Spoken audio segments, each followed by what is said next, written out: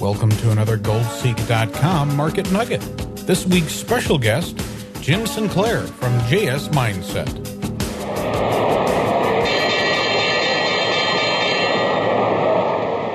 When it comes to the gold market, one man's name comes to mind. Jim Sinclair. Since the beginning of the gold bull market, he's encouraged his followers to stay the course with the yellow metal. Welcome back, Jim. Oh, thank you for having me.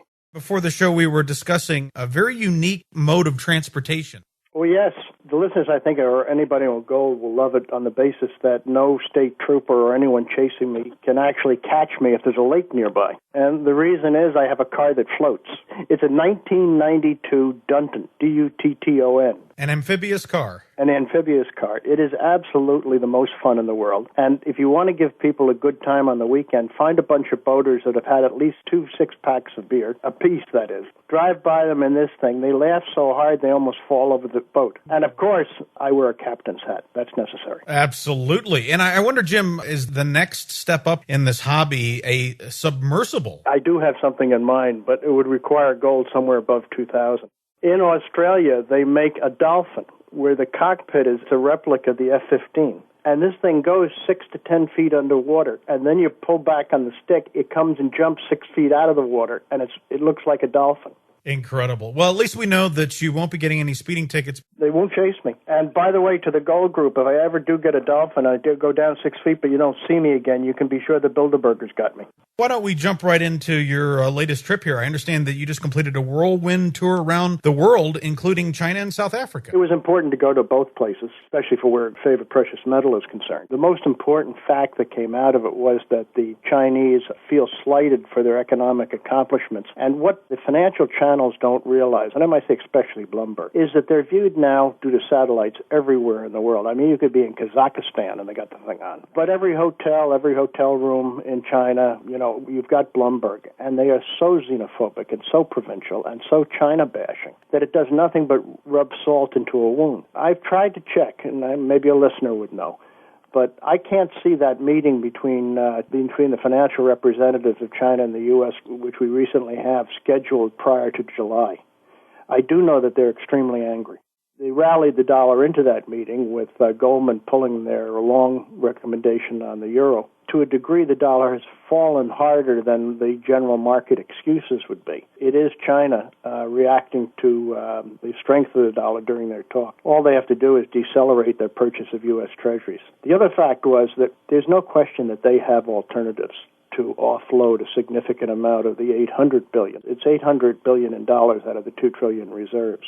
And the greatest story around, of course, we hear it constantly, is that China is captive to their dollar position, having no other alternative because it's so large that any offloading into general markets would only depreciate the balance. Well, that doesn't take into focus things such as the China Trade Bank and, as an example, the China Africa Fund. They're using their dollars or treasury instruments to acquire assets all over the world. They're even opening offices for the China Trade Bank all over the world. And all that has to happen is the project have Chinese interest. If Chinese interest is not controlled, then it's the fund set up for that country, like the China Africa Fund for the continent. If the Chinese have control, then it's the China Trade Bank anywhere in the world. There was a third, and I think important fact. I think it's undeniable that every Chinese corporation doing significant business outside of China is really the government. Whether or not it's direct government interest or whether or not it's the loyal party members who have been standing by the government all these years, who are now running businesses, the loans that are being developed at very reasonable cost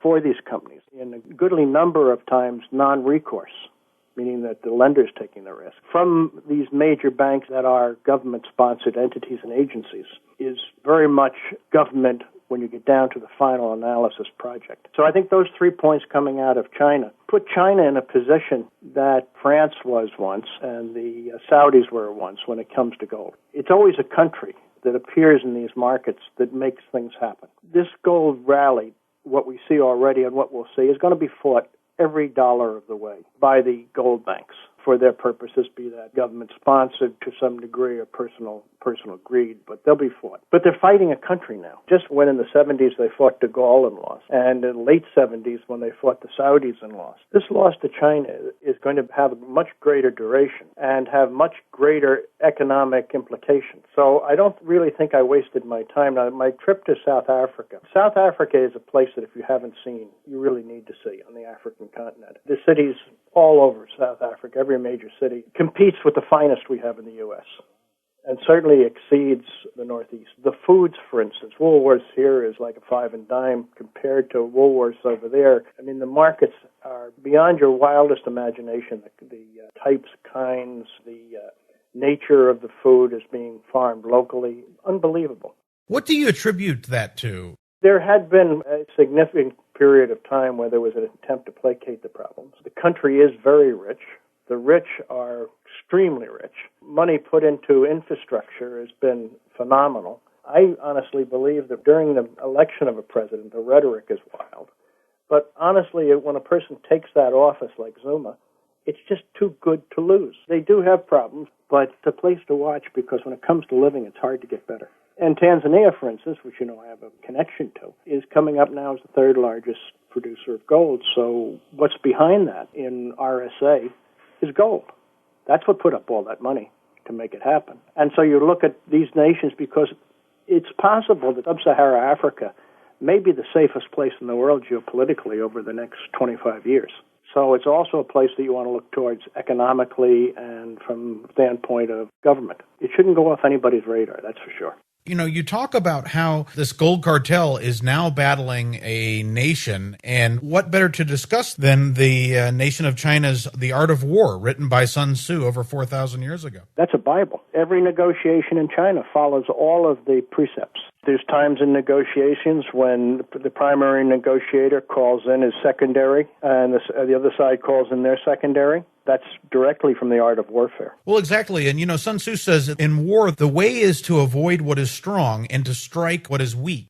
Absolutely. That's why it's not gold they're dealing on, it's the dollar. They're not directly dealing in the gold market, contrary to the Saudis who were and to the French who were in the 70s market as having significant national influence. Here it is primarily the dollar market. And what people need to keep in mind is $800 billion, which is a huge number, doesn't even cast a shadow over $12 trillion that we've just thrown into the financial world. So if they were to lose on half of what they had, their debit would be $400 billion. Well, of the $12 trillion that we've just made a contribution, I'd say a great deal of that is into derivatives that have questionable value and to which there's questionable return. You know, the talking head idea that the Chinese can't have any influence in the dollar in a negative sense is, again, provincial, xenophobic nonsense. The Chinese, if they wish to enter into the hedging market, could easily over the last 12 to 18 months have hedged out $400 billion in these outrageous and foolish markets if they chose to deal in them. So the move away from the dollar and the desire for a super sovereign currency unit is very real. And the truth is, it's planetary. Even our good friends in Euroland want just that, according to the French. So the invention of a super sovereign currency unit, which will probably be an SDR of kind, all that is, by the way, is the USDX of a different mix, and maybe with a little bit, some gold thrown in for fun, is definitely coming. And the strong dollar policy is an attempt not to let it go into a total rout in 2 or 3 days, but certainly not what we would normally define as strong. There's no question that there is a deceleration across the board, or let's say deceleration of purchase of U.S. Treasuries. And we live here in a society that puts everything off to the future, that makes no plans whatsoever, and assumes that our debt will always be purchased. So I'd like to ask our listeners, what is it going to be like when our debt isn't purchased? And it's going to happen. And the idea that the Chinese can't let that happen, just do the numbers. That would be like saying they can't put another trillion into the Fed or Treasury can't invent another trillion in quantitative easing, i.e. the simple production of money, and monetizing their own debt, actually buying their own debt. Well, they're going to have to. They don't have a choice. So if the U.S. is going to put $1 trillion in, which is basically money that's not going to be recovered or will depreciate the currency, one of the two, depending on how it's put in, then what's talk that maybe China can't take a $400 billion loss if the other side of the equation is they come out the strongest economy in the world?